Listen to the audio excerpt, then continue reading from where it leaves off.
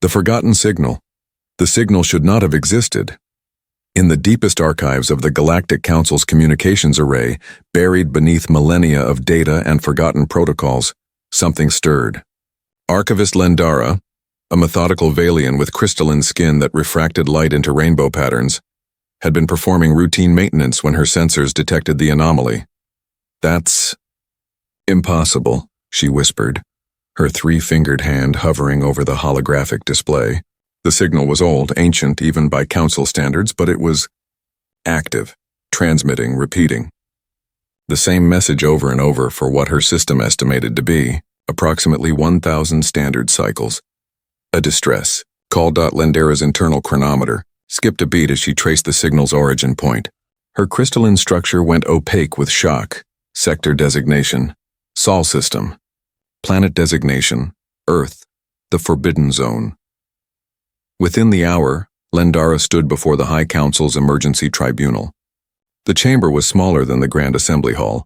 This room was reserved for matters of galactic security, where decisions could be made swiftly and without the bureaucratic delays of full session. "Explain," commanded High Arbiter Thalenvor, a massive Kroknath whose scales had turned silver with age and wisdom, his 6 eyes fixed on her with unsettling intensity. Lendara projected the signal into the chamber's center. The audio crackled with age, the words barely intelligible through centuries of degradation. "Council Outpost Epsilon 9, catastrophic failure, requesting immediate evacuation, coordinates attached, repeat." "This is not a drill, and when was this transmitted?" asked Counselor Vexen, her tentacles writhing with anxiety. 1,047 cycles ago, Lendara reported. From Council Outpost Epsilon 9, which historical records show was a deep space research station studying stellar formation near the Sol system. Sol system, Thalenvor rumbled. The Deathworld sector. A chill settled over the chamber. Every species present knew the stories. Earth, a planet so hostile that it defied all probability of supporting intelligent life. Gravity that crushed bones, atmospheric pressure that ruptured cells. Weather patterns that could obliterate cities. An entire ecosystem where everything evolved to kill everything else. The Council had surveyed it once, 800 years ago, and declared it permanently quarantined. Nothing could possibly survive there long enough to develop civilization. "The outpost must have fallen," suggested military coordinator Zaxeth, his battle-scarred carapace gleaming under the chamber lights. "Lost to spatial anomalies or equipment failure. It happens in deep space." "Then explain this," Lendara said quietly and expanded the data stream. "The signal isn't just repeating. It's being maintained. Someone has been keeping this beacon active for a millennium, someone with technology, someone who understood Council communications protocols well enough to prevent degradation." "Impossible," Vexen breathed. "The quarantine has been absolute. No one has entered that sector in 8 centuries. "Then who," Thalenvor asked slowly, "has been answering our distress call?" The reconnaissance mission launched 3 days later. 5 ships all stealth configured with orders to observe only. No contact. No engagement. Just answers. Captain Maltek commanded the lead vessel, a Whisperer-class scout renowned for its sensor arrays. As they dropped out of hyperspace at the edge of the Sol system, every instrument on his ship screamed warnings. "Radiation levels are off the scale," reported his science officer, a nervous Quellan named Pick. "That star, it's a Type G yellow dwarf, highly active. Solar flares that would sterilize any planet in the habitable zone." "And yet," Moltek murmured, staring at the blue-green marble that was Earth. "There it sits. 3rd planet from the sun, exactly where the old record said it would be." They crept closer, every sensor focused on the Deathworld below. What they found defied explanation. Lights, thousands of them painting the dark side of the planet in geometric patterns. Cities, infrastructure, orbital satellites creating a glittering ring around the world. Energy signatures that registered as fusion reactors, antimatter cores, and power generation methods the scouts couldn't even identify. "There are people down there," Pick stammered. "Billions of them." "Impossible," Moltek repeated, but his voice carried no conviction. "Nothing should survive on that world." The geological surveys showed constant seismic activity. Volcanic eruptions. Atmospheric storms that dwarf anything in civilized space. "Captain," His tactical officer interrupted. I'm detecting something else. Underground. Massive structural formations running beneath the entire planetary crust. They appear to be artificial. Show me. The holographic display materialized, showing Earth's cross-section. And there, beneath mountains and oceans, buried deep in the planet's crust, were the structures. Enormous, geometric, clearly manufactured, and they were opening. Captain, the surface is breaching. Multiple points across the planet. Moltek watched in mounting horror as Earth's crust split along hidden seams. Entire mountain ranges slid aside on invisible tracks. Ocean floors retracted like mechanical hatches. And from the depths of that terrible world, rising into the harsh light of their violent sun, came the ships. Not primitive spacecraft. Not early-stage vessels, warships. Dreadnoughts that dwarfed the Council's finest battlecruisers. Carriers that could have housed entire fleets. Destroyers bristling with weapon systems that made Moltek's military experience scream danger. Support craft in numbers that turned local space into a tactical nightmare. How many? He whispered. Initial count. 4,000 capital ships. 8,000 support vessels. Captain, they've been building this fleet for centuries, using geothermal power from the planet's volcanic activity, hiding it beneath the crust where our surveys would never detect it. The fleet was forming up. Battle formations, precise, professional, terrifying. They're powering weapons, tactical reported, voice cracking. Sir, we need to— Wait, Moltek commanded, studying the display. Those aren't aggressive formations. They're protective, defensive positions around something. Around what? Then the communications array lit up. A signal, broadcast on old Council frequencies, using protocols that hadn't been standard in 800 years. A human voice, harsh, strange, but speaking perfect Council standard, filled the bridge. Unidentified Council vessels. This is Fleet Admiral Marcus Kane of the Earth Defense Force. We've been expecting you. Stand down your weapons and prepare to receive a diplomatic transmission. We have information about your distress signal. Moltek's mandibles worked soundlessly. They speak our language? We've had 1,000 years to learn, the human voice continued. When your outpost sent that distress signal, it crashed on our world. We found it. We found your people, what was left of them. We buried them with honor, and we've been maintaining that signal ever since, hoping someone would come. They preserved our signal? Pick gasped. For a millennium? We didn't know if you'd forgotten about the outpost, Admiral Kane said, or if the signal was still reaching anyone. But we figured someone should keep calling for help. Just in case. Why? Moltek transmitted back, his voice shaking. Why would you do that? There was a pause. Then, because that's what you do when someone needs help. You keep calling until someone answers. And now you have. Admiral, Moltek said carefully. Your fleet. Why are you mobilizing? Another pause. Longer this time. Because 3 days ago we finally decoded the coordinates in your distress signal, Outpost Epsilon 9's last known location. And we ran a stellar analysis of that region. And we found a problem. A big one. Admiral, are you aware that a rogue gravitational anomaly is currently tearing through the outer rim sectors? Moltek's blood froze. The black hole. But that's over 50 systems away from— Was 50 systems away? Kane corrected grimly. It's accelerating. Moving faster than your models predicted. We ran the calculations ourselves. In 4 days, it's going to start consuming inhabited systems. Millions of your people are in its path. Our intelligence hasn't— Your intelligence is wrong, Kane stated flatly. We've been tracking it with gravitational sensors that we developed specifically for monitoring Earth's tectonic chaos. The anomaly is larger and faster than you think. And Admiral? Yes? Your evacuation fleet won't make it in time. The gravitational shear will tear conventional ships apart before they can reach orbit. You need ships that can operate in extreme conditions. Ships crewed by beings who are used to surviving the impossible. Moltek understood then. The fleet. The mobilization. You're going to help us. We received your distress signal 1,000 years late, Admiral Kane said. But we're here now. And we don't leave people behind. So yes, Admiral, the Deathworlder fleet is on the move. And we're coming to get your people out. The transmission ended. Moltek stared at the tactical display, at the thousands of human warships now accelerating toward Council space, toward a rescue mission that should be impossible. Send a message to the High Council, he ordered quietly. Tell them Earth has answered our call, and that we're going to need to rewrite everything we thought we knew about what it means to be human. On the display, the human fleet jumped to hyperspace, moving faster than any Council vessel could match, racing toward a disaster that would test every survival skill their brutal homeworld had ever taught them. The Deathworlders were coming, and the galaxy would never be the same. The Deathworlder rescue. The Outer Rim was dying. High Counselor Thalenvor stood in the Grand Operations Center, watching the holographic display paint a picture of inevitable catastrophe.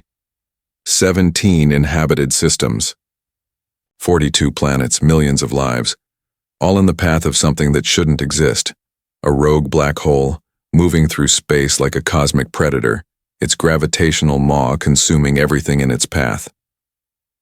Evacuation status, he commanded, his voice steady despite the dread coiling in his chest.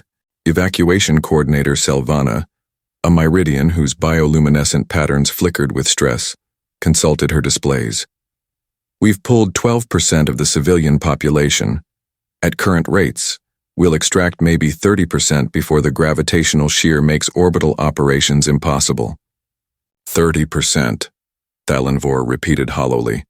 That leaves 7 million souls, Selvana finished. Give or take, the numbers, they keep getting worse. The anomaly is accelerating beyond our models.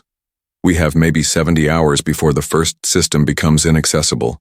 70 hours to save 7 million lives, it was impossible. The Council fleet was already stretched beyond capacity, every available ship pressed into evacuation duty. But it wasn't enough. Could never be enough. Sir, called out Communications Officer Rendak. We're receiving a priority transmission from the human fleet. They're requesting approach clearance to the crisis zone. Already? Thalenvor's scales shifted color with surprise. They made the journey in under 30 hours? That should take 3 days, even at maximum hyperspace velocity. They're transmitting their approach vector now. Sir, they're not slowing down. The human fleet dropped out of hyperspace like a hammer of the gods. 4,000 warships materialized in perfect formation, their arrival ripple shaking every sensor in the system.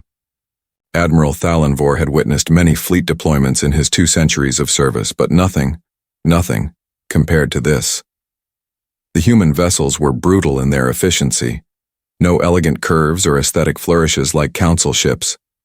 These were weapons, pure and simple, built by beings who understood that space was hostile and survival meant being harder than everything trying to kill you. The flagship, a massive dreadnought designated Indomitable, established contact immediately.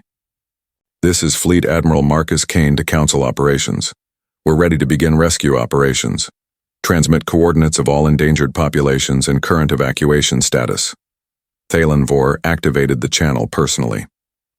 Admiral Kane, we appreciate your arrival, but I must be frank. The gravitational conditions near the black hole are extreme. Our own ships can barely maintain stable orbit, and we're losing vessels to tidal shear every hour. I don't see how. With respect, Counselor, you're not from a death world. Kane's voice was matter-of-fact, not boastful. Earth's gravity is 0.98 of your standard G. Our people evolved under crushing pressure.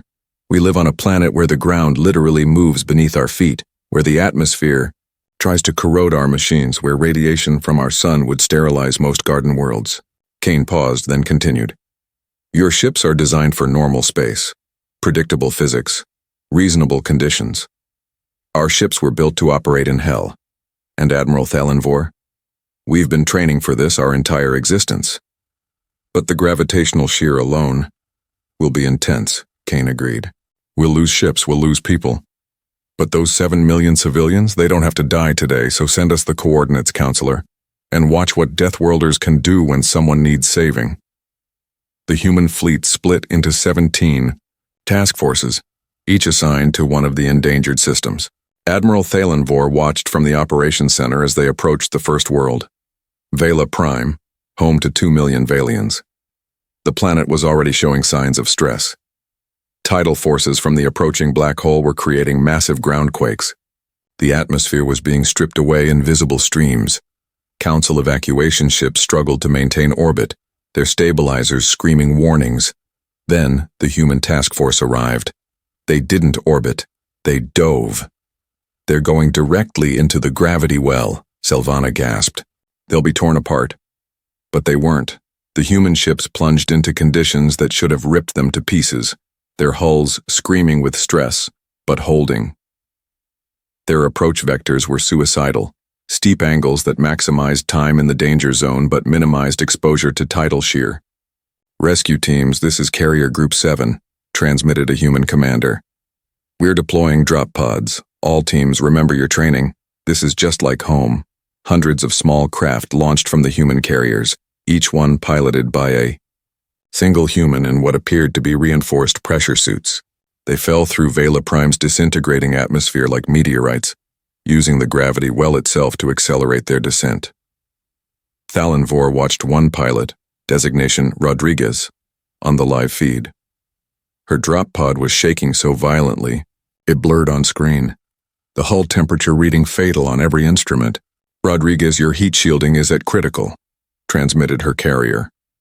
"Still got 5 layers left," Rodriguez replied calmly. "Besides, this is nothing compared to re-entry training over the Sahara. At least this atmosphere isn't trying to sandblast me." She landed in what remained of Vela Prime's capital city, where thousands of civilians huddled in rapidly failing shelters. The ground was tearing itself apart, fissures opening that swallowed buildings whole. Rodriguez didn't hesitate. She sprinted across collapsing terrain, her suit's servos compensating for the increasing gravity. She reached the first shelter and began hauling out civilians, carrying 2 at a time, their crystalline bodies fragile in the chaos. "There are too many," a Valian elder cried. "You'll never—" "Watch me," Rodriguez growled and kept moving.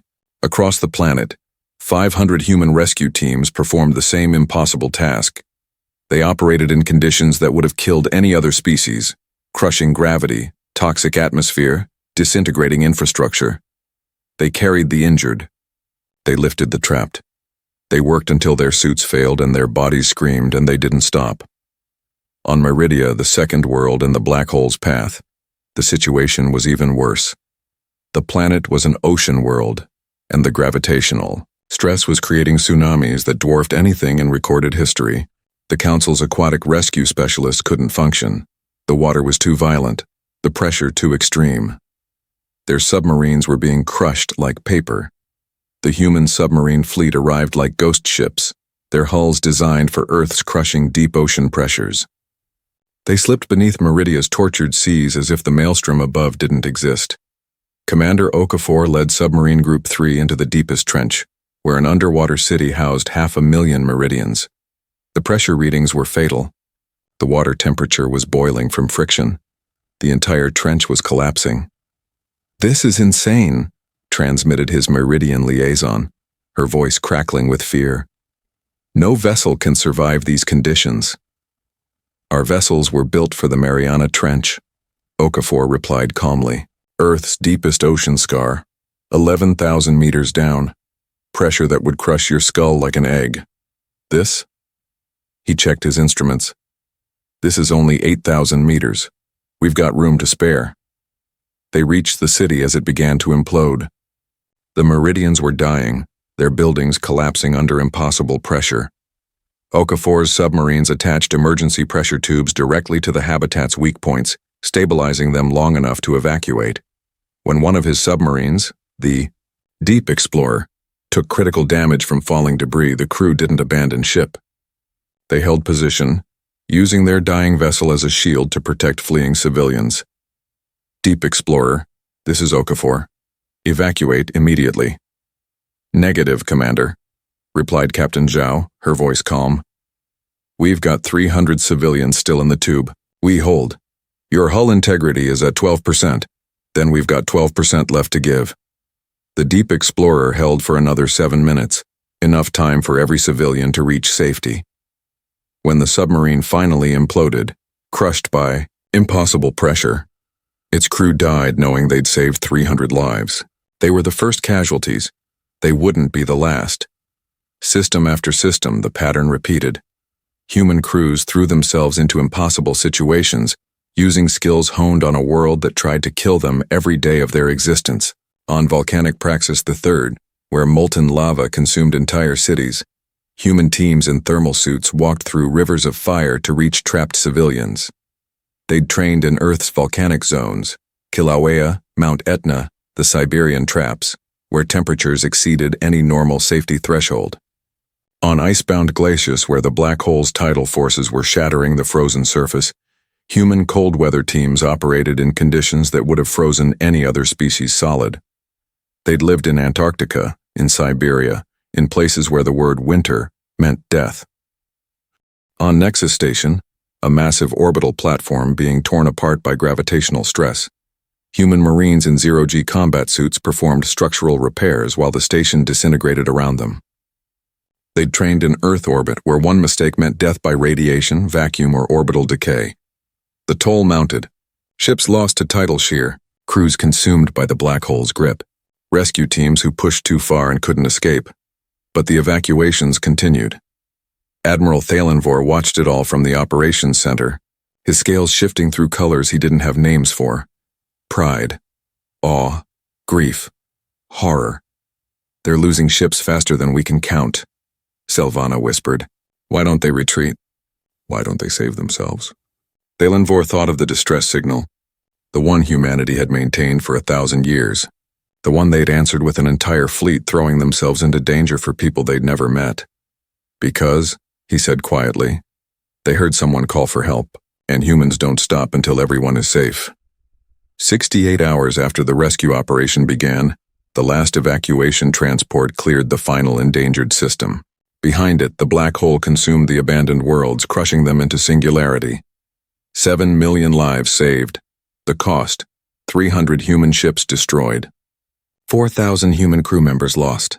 Entire rescue teams that vanished into gravity wells or collapsing infrastructure. Dying to save one more family, one more child, one more soul.